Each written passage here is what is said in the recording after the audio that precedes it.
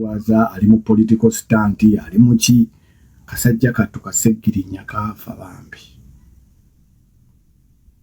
Allahumma maghfirah segirinya wali msidamu munange bamita Muhammad you've been making a mockery of many people dying kuba bintu bya politics bino mwata ngo bitekamu obuchayi mwata ndiko kubeera nga mubyogereramu abantu mubogerera bubi abantu mutani mwata ndiko kuteekawo embeera y'okuba nti abantu mubachayisiza abantu lebolito obuchayi juzi mubadde mutanze okubika mukyala wa President Museveni mukyala Janet abantu ne basanyuka abantu ne bakola video eziri funny. It is not funny by the way. Kati leero Waiswa Bufumbiro Mungu akuletedde omuswiba oli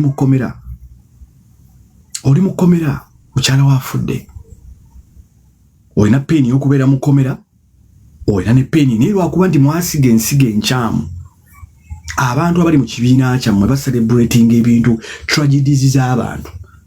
Juzi ndabye abaana muri mu body shaming omukyala ali awo munyalo oma munyankole sister wange munyalo wande muri mu body shaming mukazi bambi mwakikubye nnyo nekivaayo nekyogera n'okutegeera nekiriera walwa ngambye mbu okutegeera kimukwano nga bw'otegeera si bwe ntegeera ne bw'oba ky'obadde otegeeza nga bw'otegeera si bwe ntegeera n'ekibi ekyomuntu okudda okucelebratinga okufa kw'abantu. Mukyala wa Fumbiro yafudde naye Fumbiro mulina omuseparatinga character ye ku mukyala we. Mukyala we alina family ye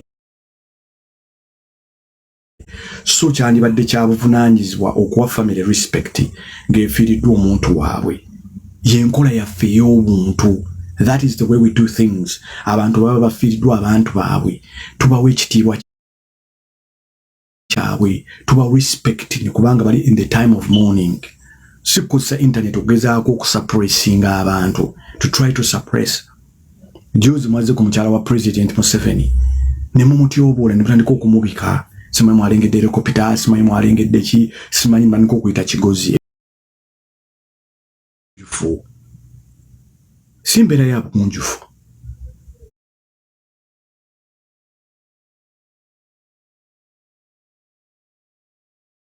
Nabakyawa you disgust me nabakyawa nze bwe kiba era nagamba ne mutwala government ndi rebel 001 ne mumala Allah subhanahu wa ta'ala n'amala bawa government nze ngenda kubeera radical siri wagala kintu kyammwe siri kikiririzaamu siri kyagala siri kirowoozaako siri kyegomba kubanga kisiza obukyayi mubode shaming abantu mubika abantu muvumya abantu. You have depressed a lot of people apart from us, the strong ones. Abamufe tuli strong. Yes, mu depressing abantu. Mukyala President, how do you think the President feels ku myaka agiye okujja nti mubika mukyala we mubise mukyala we tannafa mumukola mu malwaliro Segirinya mwadda wano ne mumwebula Segirinya ne muvuma Segirinya bonna bavuma Segirinya bali mukomera. Waliwo omukyala ekikyala ekyo ekinene bakitabati ekyo ekikyala ekiri mukomera ekyo ekinene bakitanga kisawuda madala kyajja wano ne kivuma Segirinya kasajja katunga kalwadde.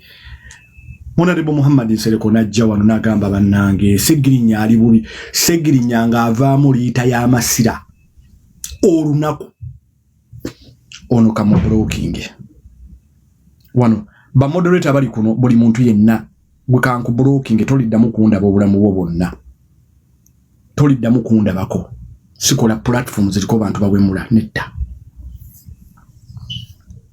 buli awemula moderator mu blocking taliddamu kutulabako. We have to bring sanity. Tulina okutandika okubeera nga tutandika okubeera ng'abantu. Yes, kibi okubeera nga tubika abantu si mbeera yaffe n'akatono.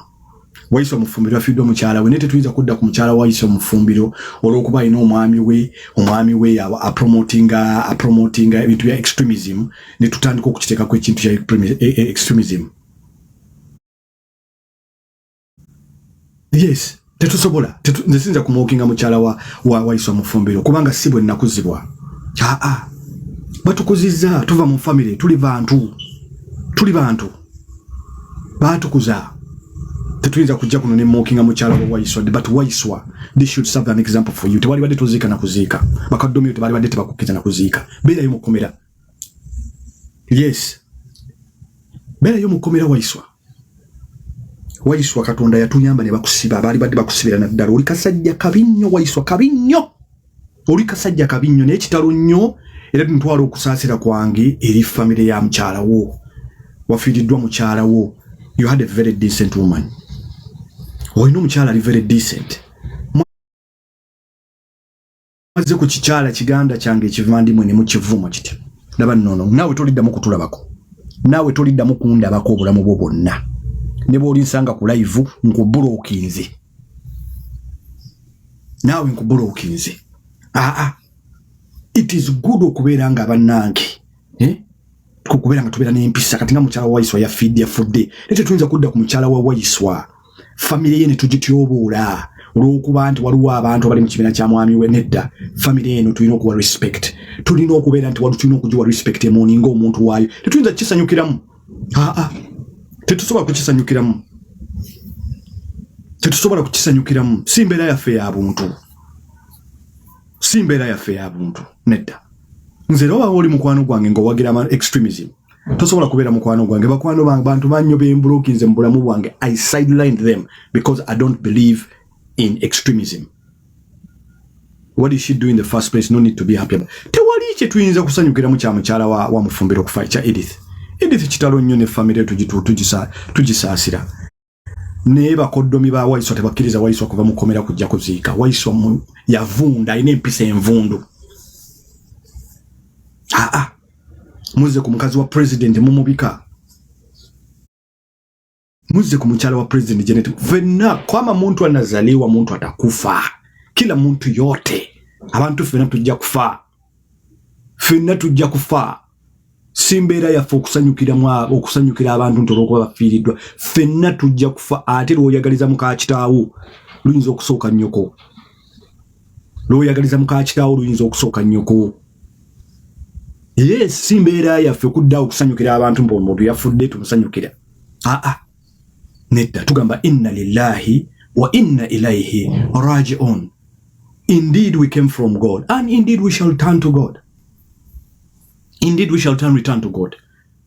Waliwo ekikyala ekinyalonda bambi mwakivumi bambi nekivaayo. Nekivaayo ekikyala. Mwakivumi bambi nendabira ddala nga mukireetedde depression. Era sister wange bw'oba olaba video eno nga bakuvumi bambi. It's okay. Mu nsi muno tuwangala n'abantu ababi. Gwe omusiraamu n'oyogera bw'oti ate naaliyogedde ntya mukwano. Waliwo ngambi gwe omusiraamu n'oyogera bw'oti. Family y'omukyala eyina okuweebwa respect emoni ng'omuntu waabwe. Naye tusimanyi tse sympathy bagize ku simanyi ku Waiswa. No. Let him stay in jail. Abeere mu jail. Abeereyo. Abantu abali better off to be out of society. Naawe nkubulookinze toliddamu kundabako abadan. Toliddamu kundabako ne bwenfa ne bakubikira tojjanga kuziika. What did Waiswa do? Kankujjukize muyinza okuba internet waje weerabira. Seggirinya ali mulwadde. Seggirinya wabeera omulwadde nga Honorable Muhammad Nsereka akola live. Twali naye Bungereza twali wano London naye nzijukira. Bwe yalwala munnange nga Honorable bajja akola live, bwe yakola live omukulu nga avaayo ekiro nga baagala okuyambako kuseggirinya ku bills eddwaliro. Kubanga ekibiina kye ky'ebyobufuzi kyali kimusuddewo. Nga bavuma Seggirinya mu bulwadde bwe. Waiswa yajja anywedde walaji yali alina mu America najja ali mu red tracksuit ya Adidas. N'agamba oyo Seggirinya okimanyi Seggirinya emizannyo njo gyonna ngimanyi tolwalangako weekozaakoza biki. Kasajja katuba akajja ku kitanda okuddayo Uganda. Ne katuuka kaakaabira ku airport ne kagamba n'ensi eno ne bwenfanga. Kaseggirinya mukajjukira kasajja katu. Kagundi Mr. Update.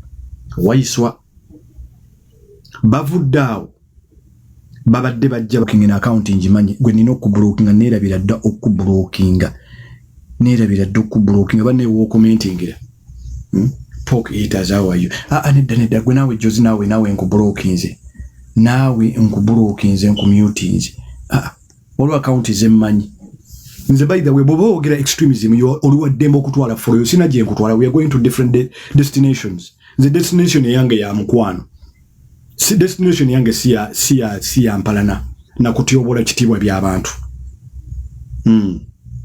destination yange ya mutwalo ya mukwano follow you inzo jetwala you can take your follow besides what am I gaining out of having idiots to follow me sina je nkutwala mukwano byange bya mukwano yes netu ino okugula kibaita sanity mu communities zaffe that is the beauty of having social media yes tetuyinza kudda kukufa kw'abantu nze kankuwe follow webale nnyo amaboke kumpa follow wetuba tugenda mu destination ya mukwano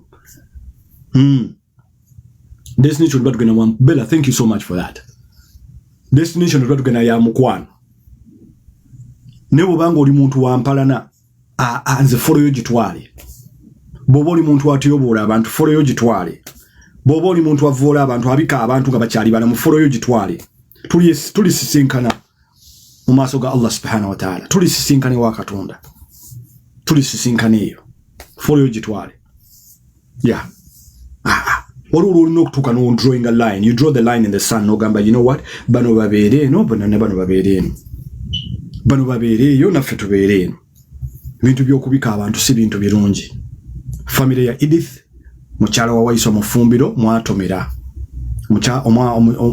omukyala yafumbira omusajja nga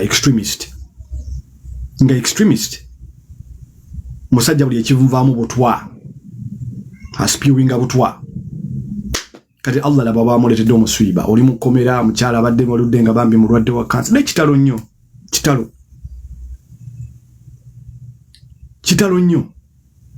kitalo mubadde mwagaliza Janet Museveni kufa Allah ate bw'asoose n'ayita omuntu omulala yes nga mwagaliza mukyala wa President Museveni kufa ffenna tujja kufa it is a matter of time the angel of death is always on ya nawe nkubulookinze tolidda mukundaba obulamu bwo bwonna tulisisinkane wa Katonda tulisisinkana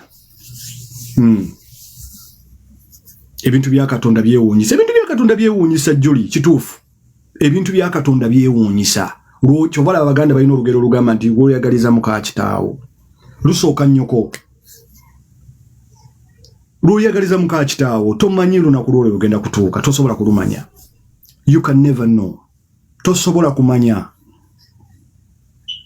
mumulowooza President Museveni ku myaka gy'aliko n'obuyinza bw'alina n'ekitiibwa kye alina capacity esobola okubakwata mwenna ne waliwo atunala abasaasira twatuuka ddi okusanyukira abantu nti abantu bafudde gundi yafiiriddwa twatuuka ddi ensi yatuuka ddi okubeera ng'eriwo etyo mutonzi waffe yasalawo kituufu pamba mutonzi waffe yasalawo sinza kudda wano nze nenkola video nensanyuka nti Edith yafudde nnyo niza okuba nkyali mu kusanyuka kamba wayo kasitola akamu ke mwerabira mujjukira Ichuli jjajja Ichuli baakuba minisita amasasi ku kyalo Ichuli n'akola video kulunga baakakuba minisita ngamba genda ku kyalo kye kimu ku baakubira minisita oyo amasasi Ichuli yasooka minisita mu ttaka Ichuli ye yasooka minisita mu ttaka Ichuli yasooka minisita mu ttaka yes Ichuli ye yasooka minisita mu ttaka yes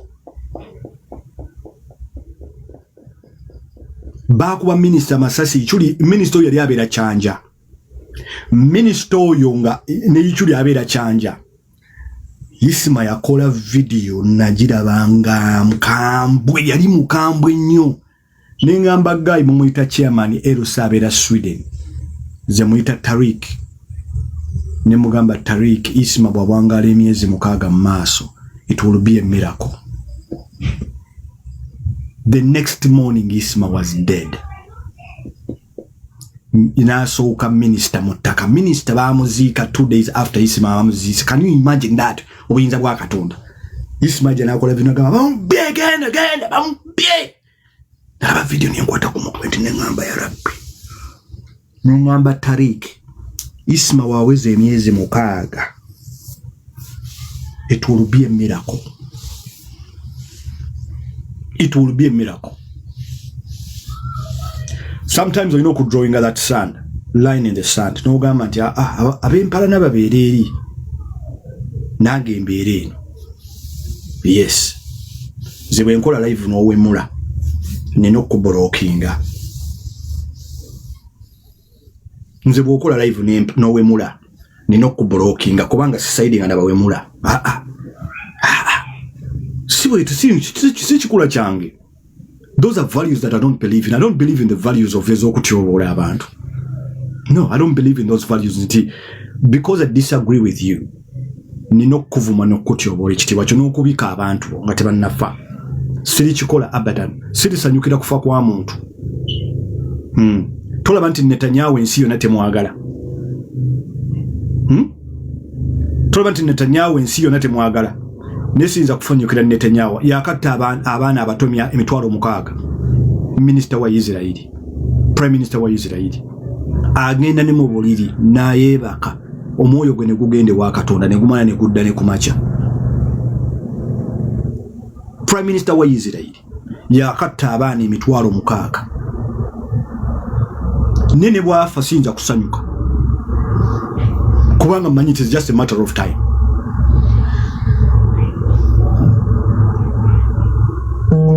It is a matter of time for everyone. A appointment is guaranteed.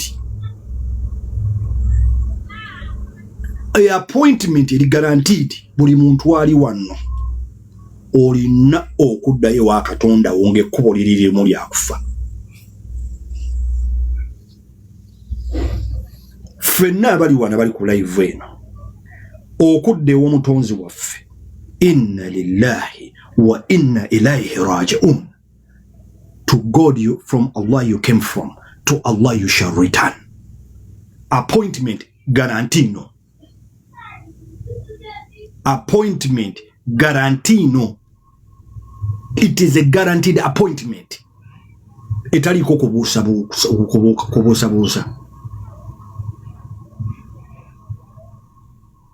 Appointment yeri guaranteed. Oyinza okusanyuka leero. Ne believe me waliwo agenda okusanyuka enja kululwo. Appointment bwazalibwa ekikazi oyina kuyita nga bwe wayita mukazi ng'ofuluma. Kyobola nze neewunya nnyo abantu abavuma nozanga omuntu ng'avuma omuntu mwalinga ebitundu by'omukazi. Ffenna tuwayita mu kitundu kya mukazi. Ffenna abali wano tewali gwe baabiika. Tewali mubiike ku mmwe abali wano nti baakubiika bubiisi mama oyo yakubiika. Ngejji nkoko bwebiika ejji nedda wayita mu bukazi n'ofuluma n'ojja mu nsi eno.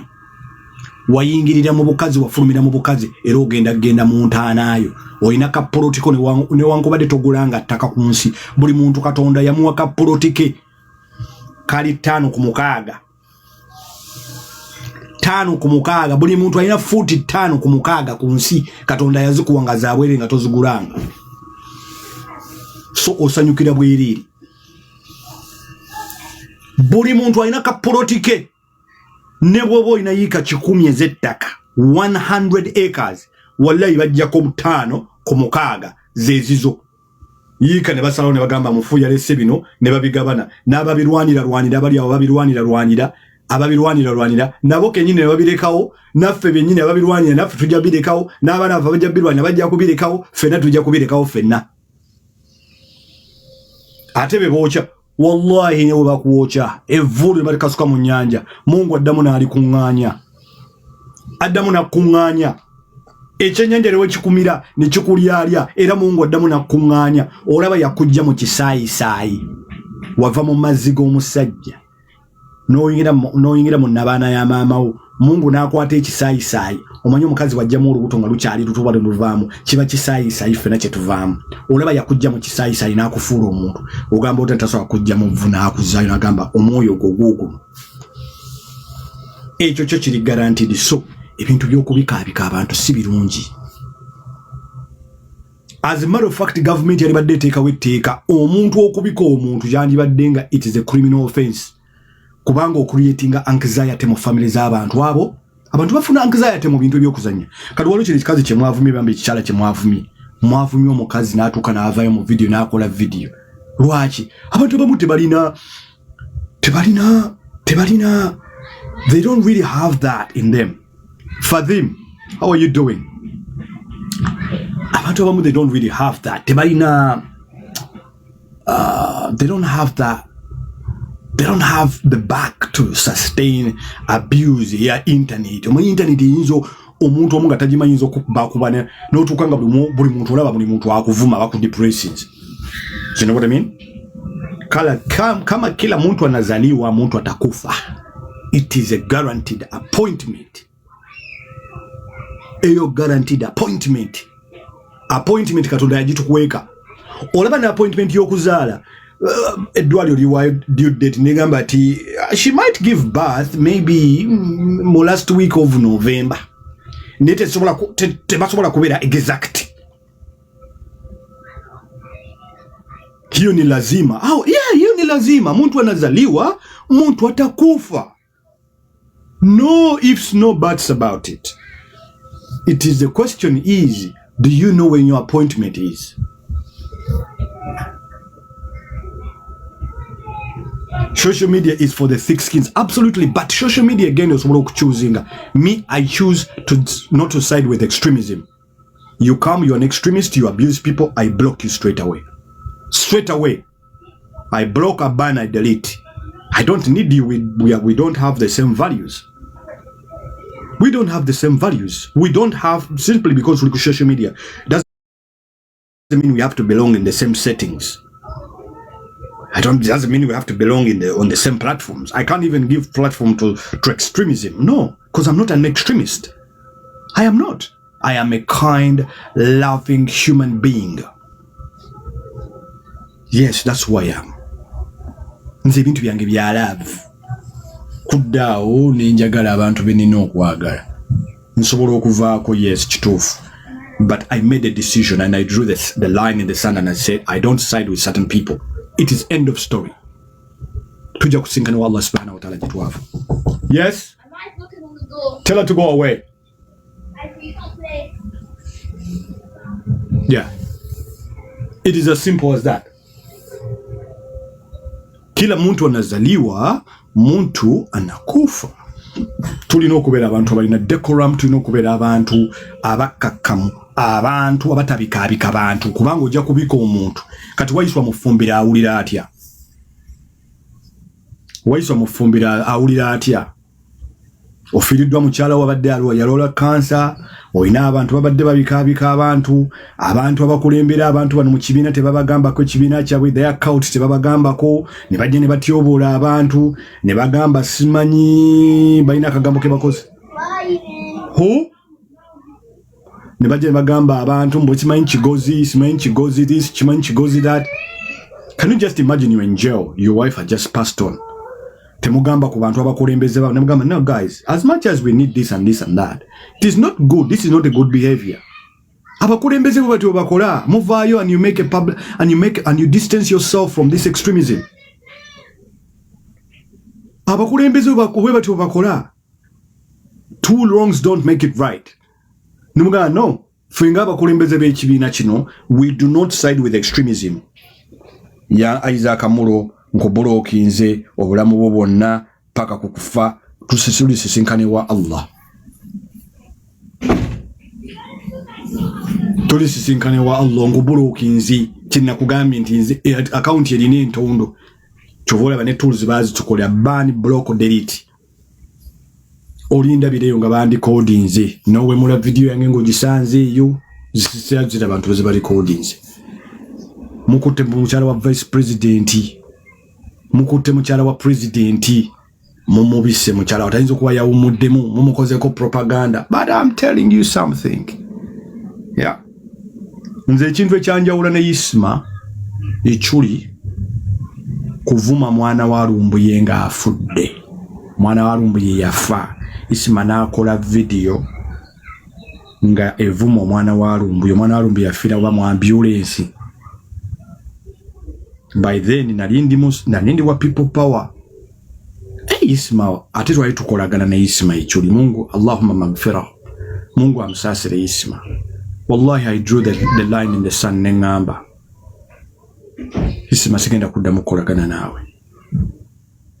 Waliwo ebintu bye sisidinga nabyo. Sisidinga na muntu avuma abaana b'abantu. No. That is the last time I spoke to Isma until the time he died. I had never spoken to Isma again. Mwana wa Lumbuye yafa nga tuli mu struggle itandikaawo tuli ba people power. Isma n'akola video yali nkambwe ku mwana wa Lumbuye kuba ebiseera ebyo Lumbuye yali nga akuba. Yes, Lumbuye must have said some things naye alina ebintu bye yakolanga. Ekyanjawulo ne Lumbuye era again kutyobola kabaka. Yes. Sometimes in life you have to draw the line in the sand. Nogamba no. Abantu wetu nsobola okukolagana olina okuba ne kye bayita guiding principles. You have to have guiding principles. Nze sisidinga n'abantu bawemula bantu. No. I can disagree with you. Nesu lwaki nina okuwemula. I can use a better language. Lwaki nina okuvuma taatawo, lwaki nina okuvuma maamawo, lwaki nina okuvuma baganda bo. Lwaki why? Lekera okunafuya Bobby Wine simugenda nga mu nyonga bono gamba mugenda mu abantu utasidinga ne sigenda mu naye subjectively mbeda objective. And if you watch all my videos, I'm always very objective. When I highlight the weaknesses and I say you cannot lead a country because of ABCD, no reason nenswa objectively. Sesigenda bantu personal because omwawula ku muntu ng'omuntu, but objectively leading a country is a very, very big task. But okugenda nti nombe waliyo video emuje nali nkoze about his wife, about his children. No, I can't. Why would I do that? Obera objective. Nsobola okudisagreeinga nawe objectively and respectively, but I will not go and attack your wife simply because I don't like you. I don't go and attack your mother, or I don't go and attack your business. No, I won't do that because it's not in my principles. I'm very principled, by the way. Yeah. Tell video yangi. I am talking about Mr. Kyagulanyi's wife, Mr. Kyagulanyi's children. I will never do that video. Never. Because it's not within my principles of doing things. Muyingo nawe nkubulookinza obulamu bwo bwonna paka Mungu lwaliddamu n'atusisinkanya. Masalam. Kubanga bamu tuva mu families ezimu nga tosobola kujja wano nempemula. I have my uncles, I have my batukuza tuva mu family batukuziza sinza kujja nempemula. No, I will have my father. I'm an old man. My father will call me nangaba mwana wange nedda. Ekyo tekikola tetwakukuza bwe tutyo. No. We can disagree based on principle and objectively, but not abusing. Nawe toyagala kukugamba mazima gakuluma. Amazima abantu bonna gabaluma. But it depends on how you deliver the truth. Fahad, 1986. It is how you say it. It is not what you say. Ni abantu bonna amazima galuma abantu kyo kituufu naye amazima it depends on how you deliver. Netoyinza kuŋŋamba nti olunaku lwaleero mubadde mubika mukyala wa president. Nti I have to be happy about that and you're mocking the president and his wife and I have to be even if nga ni mu timu yammwe I start to question your motives. Nga ndi mu timu yammwe which I'm not. If you woke up today, you made a video about the president's wife, saying that she's dead and she's not dead. And somehow, okay, what are the motives? Okay, she's dead. Does that accomplish what we're trying to, where you only have negativity on Bobby? Not really. I'm objective. What I said it, and it has clearly come to light. They said the man will not be president, and he's not been. Next month, we are having the president swearing in. President Museveni swearing in. I said this is all a gimmick. And it was a gimmick. Yeah, Mr. Fredo. It was a gimmick. Nebintu byokubika abantu. That's what the main point is. Ebintu byokubika abantu. It's not good at all. Sibirungi. Because what are your motives? Are you a funeral service? What are you? Mubuzabuza abantu. Muri funeral service? Are you just a sadistic party? What are you? Are you just a cult, like a dingy? I'm looking for the word. A dingy, confused, myopic movement. What are you? Lumbu yomukyala yakafanga tatuwulira kyamuse. Lumbu yanakubuulira musajja watu. Lumbu yali Turkey. Sometimes I wonder how Ugandans you think. Lumbu is in Turkey, is telling you about Uganda. How does he know about what is happening in Uganda? You know? Si bintu birungi byakubika bantu. Ate mwebbe muba mulemeddwa. Ate kulemeddwa tulemeddwa ku ki? Okubika abantu nga balamu. You're sadistic. Yeah, that's the word, right? You're just a dingy, sadistic movement of people. You know, like you just sad people who project your sadness and your darkness and your hate on, you know, muri abantu bali sad, like sad people. You're just a sad cult. Eliyahu confused. They talk as if they're funeral.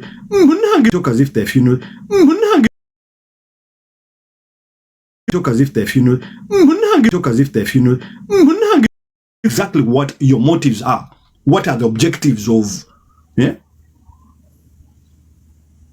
Isma now we're meeting. I'm not looking for followers, by the way. I wasn't looking for even for people to. Now we mukama katonda. Bali batu sese nkanyiza tulitabagana. Waliya yensonga. Kitufu nalya nerero ndidde n'okunywa ndi mukunywa mazzi. Yes. Mbu waliya yensonga. You see, you're just sad, confused. N'ekyo okubika abantu.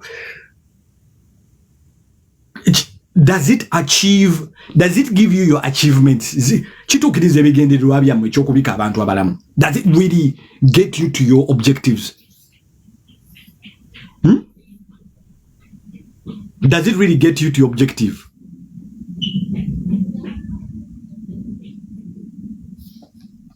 Lava no. Now all dirty now. Lava look at this.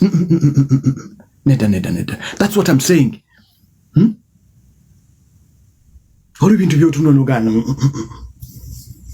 By the way, if you follow me and you actually one abantu very dingy and very sadistic, please take your follow. We're not going to the same destination. You shouldn't follow me because we're going on two different parallels. So we have to separate ways. Nacho chiraga wemu to season. You know, when you're around hate, you eventually become hateful. Toyinza gana genda kusomero and you expect to do something with your life. Toyina skills, any skill in life. What do you want the universe to give you?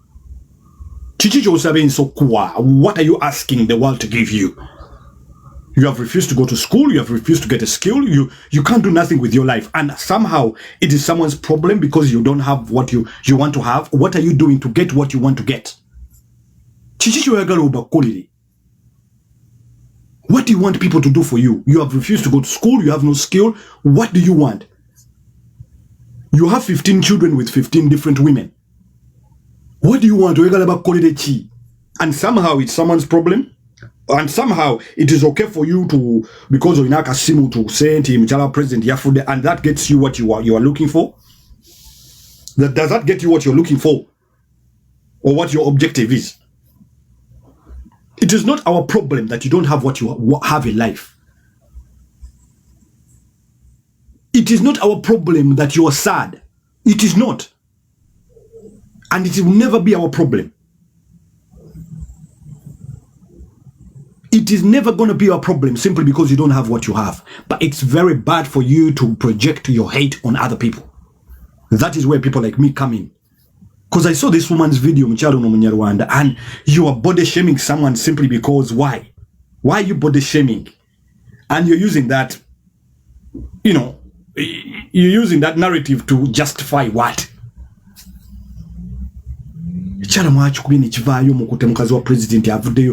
Like now, there's people in NRM, Waiswa Bufumbiro is in noob. Should people in NRM also mock Bufumbiro simply because Bufumbiro has lost his wife? No, they shouldn't, and they should never.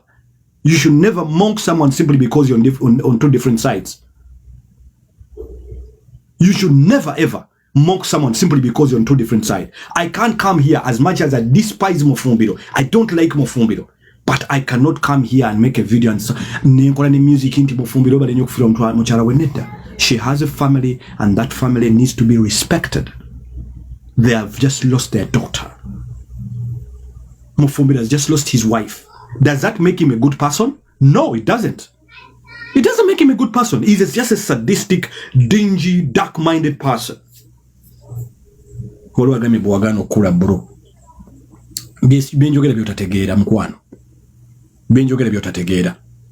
But I will just meet you. Mrs. does not torture citizen Tereda. Does not torture. Has Janet Museveni ever tortured anyone? Did Segirinya ever torture anyone? You came here and celebrated Segirinya for being sick and saying that he was pretending to be sick. Waiswa Bufumbiro made a video, public video about it, danced about it, saying the man is looking for political mileage. And the man was sick. The same Bufumbiro. Just because he's lost his wife, does that make him a good human being? I'll say to you, no.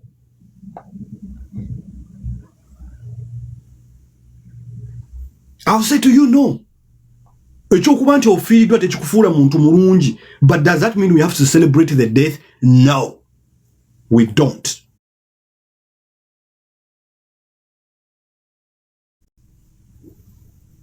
No, we don't.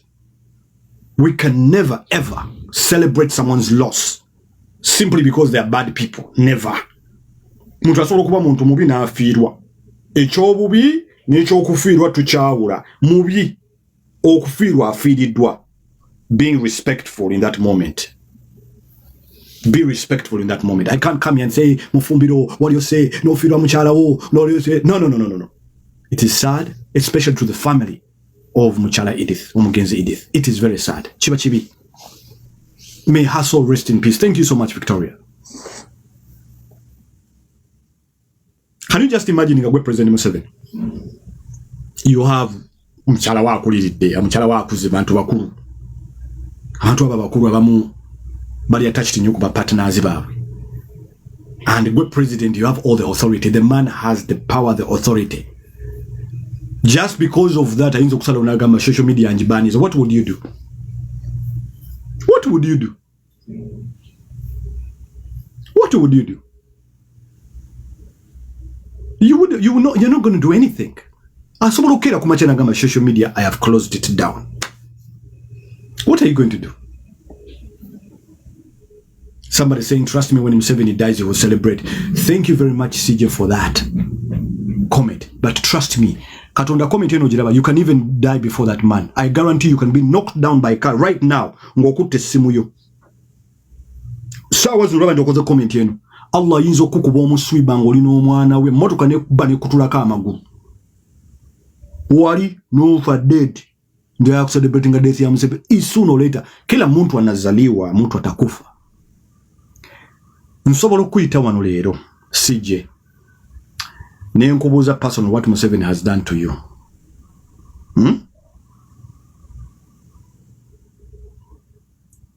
Nga tochirina. Tochirina. And you will probably never even meet him in your life. Tochirina. But it's just because you've been around abantu abali hateful. You have now omanyibo okwata ape envundu. Apeyo oba omukwata omuchungu omuvundu n'oguteeka ku muchungu omulamu. Eventually omuchungu omulamu. Omuchungu omuvundu guvunza omulamu. Kati oyinza okuba ali muntu mulungi n'osemberera abantu nga bavundu kati wavunda.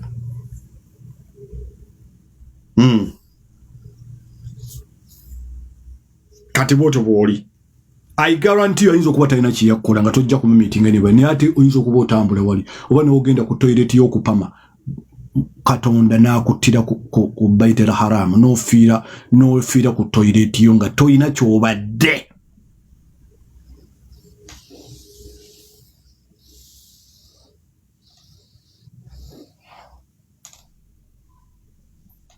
Nga toyina ky'obadde. Ogambye nti Museveni tatta nkugambye kati oyogera ku Museveni kati olowooza ku Netanyahu yakatta abaana 600 mu myaka 2 yakatta abantu abasukka 200 naye okumanya Katonda wa kisanyu Netanyahu wali Netanyahu okuva lwe yabeerawo okuva ku bukulembeze bw'abadde nga yagala obukulembeze bakatta abantu abasukka mu kakadde akalamba wali Katonda omuveeko. Yes Otalwaira ndwatandika about a month ago omuntu yakwata Simba Trump wakwate abakulembeze bonna obukulembeze ulwakwata ofunangako power and you will never understand power. But that's not the point. That is a discussion for another day. That is a discussion for another day. That is a discussion for another day. But the point is I'm trying to make here today. We should never ever celebrate anyone's death. Because some people celebrate Newano Kawera. Bad man. Bad man. Whatever you call him mutufu. Whatever you call him mutufu. Naye fenna tugenda kufa. Fenna. Wetulire waliwo abantu abaliwo 500 years ago. Ogenda n'ovuga boti noyita ku cemetery n'ozitunuulira wano tulina baziika mu maka g'abantu baziika mu cemeteries babifo binene ebyaziikamu abantu waliwo lwengenda nenziyitako bwenti nentula nengamba kale bonna bano baali bantu ne bw'obayitako ne bw'obayitaba tebayitaba oyitawo nga wasirifu wonna nga baali bantu nga baali bantu nga bonna baliwo tombstones ng'olaba kabuli zaabwe bonna baasirika bonna Katonda bali bamukozeze mulimu abaana bato mulimu abakulu mulimu abagagga mulimu abanaku mulimu disabled abali ebody mulimu bamuzibe mulimu bonna baasirika bali awo ku ttaka baasirika ffe tukyali balamu naffe tugenda kutuuka ekiseera abantu abalijja mu myaka egijja nga batutunulira entaana zaffe nga nnyingi nnyo nga bagamba bano bonna kubanga buli mulembe gujja Mungu n'agutwala Mungu n'aleeta omulala n'agutwala kati kakwogerera wano obwana bwe baakasindika mu ddwaliro obwana abakazi bwe baakazaala bw'obeera mu ddwaliro nga bazaala abaana oyinza okulowooza ensi yonna eri mu kuzaala oyinza okulowooza ensi yonna eri mu kuzaala ng'oli mu ddwaliro nga bazaala abaana bw'obeera mu ggwanika nga abantu bajjayo emirambo gyaffe nina sisita wange yafiira emulago subhanallah allahumma magfira sisita wange oyo yannuma siwulirangako pain gye nawulira nga pain gye nawulira ku sisita wange nga tumujja mu ggwanika tuti nga sisita wange ne bwe tumuyita twamuzinga tuti tumutwala nga ne bw'omuyita takyasobola kwenyiinya naye nawulira obulumi mu lubuto wano nga mpulira pain ennuma wano lwe lunaku lwe nasooka okulabako maama wange alina akantu ke yakaaba wali omuntu yali akaabyeko ng'akantu ako owulira nga bwakabuulira amasannyalaze mu lubuto lwo owulira omutima gwo nga muzito nnyo naye nga bw'obeera mu ggwanika abantu nga bajjayo emirambo gya nga bagijjayo emigwaniko oluyinza okuza abantu bonna bafu kapiteni Feraho setuliddamu kulabagana mukwano ebbanga lyo lyonna nkubulookinze tulirabagana ewa Mungu kasito we mulaba oti nze nkubulokingirawo direct sikolangako platform nga ya hate ya bukyayi tuli ku makubo ganja olunze ngenda ku mukwano ng'ogenda mu bya bino webiti tuli bwe tuti oli waddemba okudda ne banno ne mwekuŋŋaanya ne mwogera ku mpalana yammwe ne mwonoona obwongo bwammwe ne mwonoona emitima gyammwe nga muli eyo You have to draw the line in the sand. Nkugambi kibi nnyo okubika mukyala wa president Museveni. Kibi nnyo. Kubanga ebigendererwa byammwe mutandika okubibuzaabuza. Mubadde mu mubise kati mukyala wa Waiswa afudde. Kati n'abenaale mbasanyuke. Nowe nali mwasanyukire kya mukyala wa Bufumbiro okufa abamukyamu. Ekibi tukiyite nga kibi.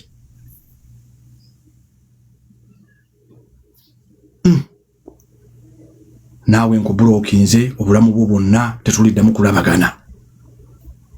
Bwentyo bwe tukola. Yes.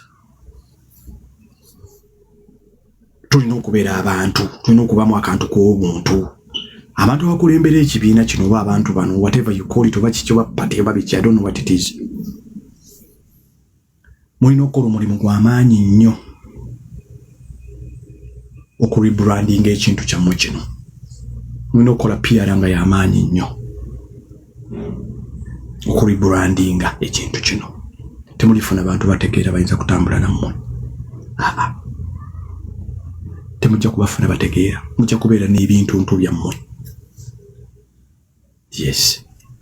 Era nze nangiridde bano. Bw'oba wagira abantu abali extremist, abantu abatyobola eddembe ly'abantu, abantu abayonoona amannya g'abantu ne bizinesi z'abantu, oli waddembe okumbulookinga. Tulina values za njawulo. Sina gye nkutwala, sina gye nnoonya ku kyokola. Twagala ebintu clearly two different things in life. We like two different things. So you are clearly, you can block me. I'm not going to lose a leg. You won't lose nothing as well. Tulina kyojja kufiirwa. Yeah. Tujja kubeera ne followers baffe, abantu betujja okusobola okujjano ne tunyumya ebintu by'obulamu ebyaddala. Abantu betusobola okujja ne tweyimusa, ne tweyagala, ne tuconnectinga mu bintu by'obuntu, mu bintu by'okutegeera, mu bintu okusiga ensigo zitalina butwa. Tetuyinza kukwata nsigo zirina butwa nfu ne tuziteeka mu ttaka eddamu. We can't do that. I will never do that. Nah. Siribeera ku platforms zammwe. That's why I don't go to any of those platforms. I don't even tolerate nobody to platform anyone who is an extremist. Nah. Mubeere eyo, tubeere eno. I drew the line in the sand. I'm not looking for followers. Nah. I'm not looking to be famous for the wrong reasons. No. Abatumanyi ne batumanyire ku kituufu. Batumanyire ku kintu ky'obuntu ekya humanity. Tetusobola kuvaamu kantu k'abuntu. Tetusobola kubeera kulekerawo kubeera bantu. Olw'okuba tuli desperate. Olw'okuba tulina obukyayini, tulina okuba n'akantu k'obuntu, akantu k'okutegeera. Kyova olaba, nze musajja musiraamu, Mungu yatugamba mu Qur'ani ng'atunda nti Ikra bismi rabbika al-a'la. Indeed, humankind, we have created you need to abantu mugere musome. Katonda kyasooka okutugamba kusoma. Lwaki Mungu asooka tugamba kusoma? Okusoma mu kuva okutegeera. Kwe muva okutegeera. Era weewale nnyo omuntu atalina magezi mazaali na magezi omuntu atanoonya kumanya. Mwewale nnyo.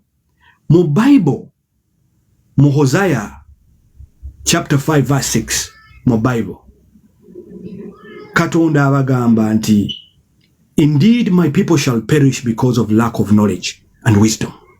My people shall perish. Mu Hosea verse 5 chapter 6, Allah subhanahu wa ta'ala ayogeranga agamba nti, indeed my people shall perish due to lack of knowledge and wisdom. Fi mu Qur'ani Allah nargamba nti bismi rabbika al-a'la. Halaka. Asooka tugamba nti musome.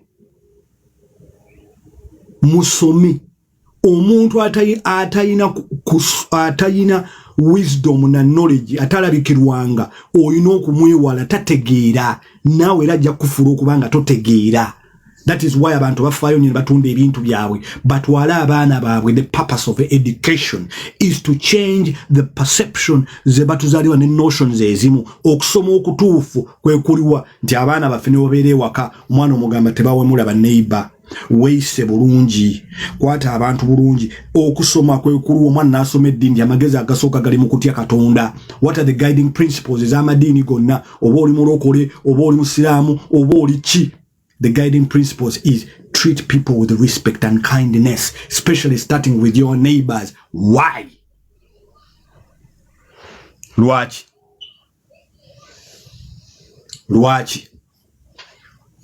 olowooza? Lwaki olowooza? Why do you think so? Treat your neighbors with respect, kindness, and love. Balirwana abo bayise mu ngeri y'ekitiibwa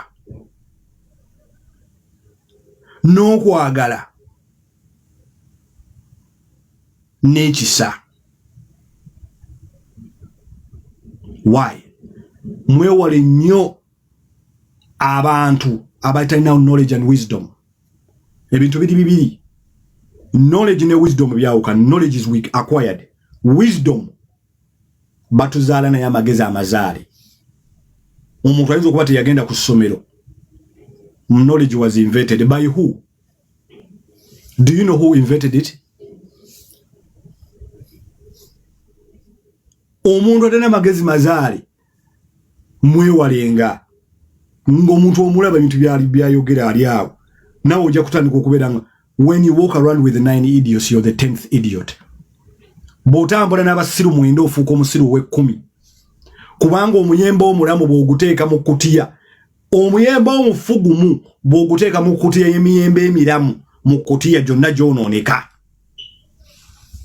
Kigezeko leero kwata omuyembe omufu ofune kutiya ennamba y'emiyembe emiramu oddemu ogitunuleko.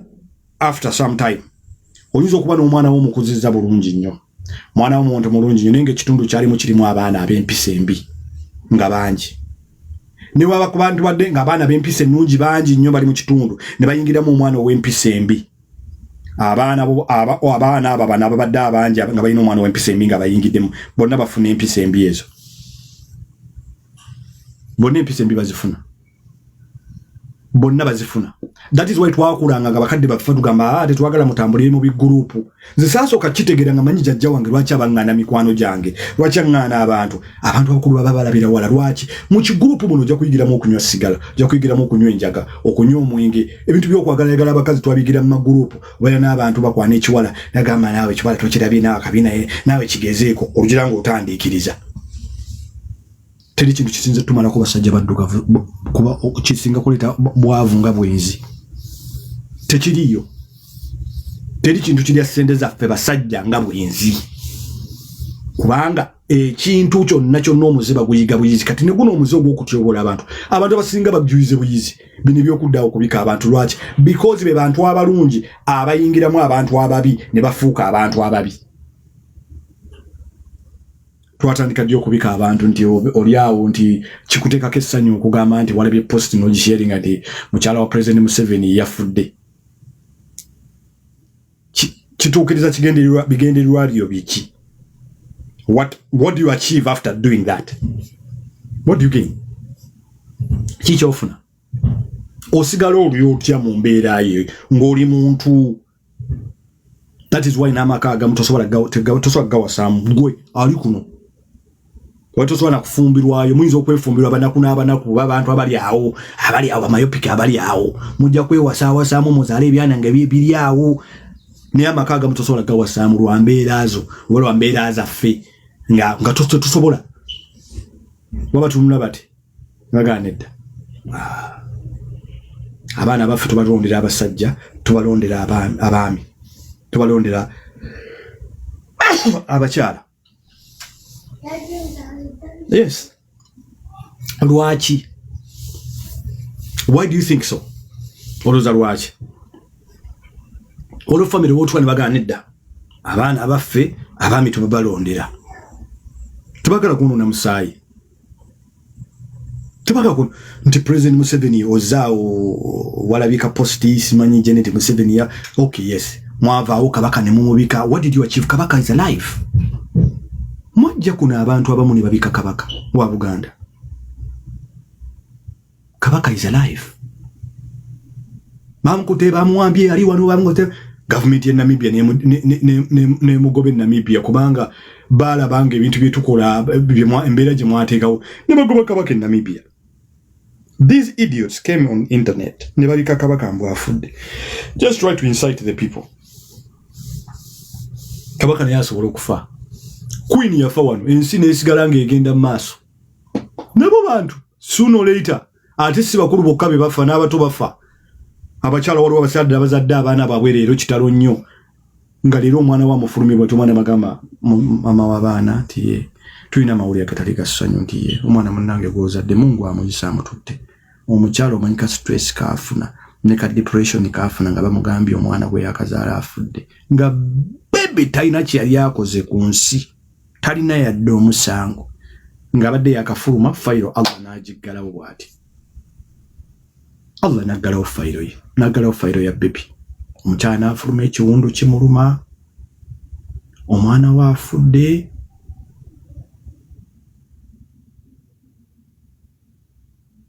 Tebiriiko bukulu, tebiriiko buto, tebiriiko bunene, tebiriiko obutono, tebiriiko kitiibwa. Kabaka wa Saudi yafa. Allahu akbar. Kabaka wa Saudi yafa.